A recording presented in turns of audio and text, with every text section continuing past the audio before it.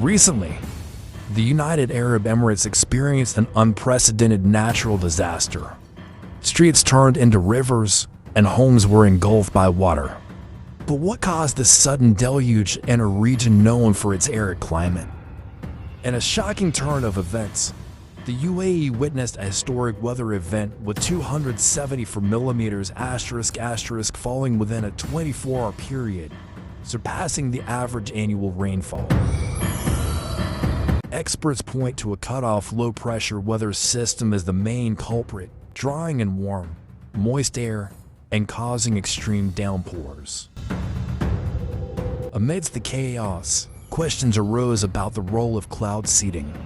While it's a common practice in the UAE to address water shortages, its contribution to the floods remains a topic of debate.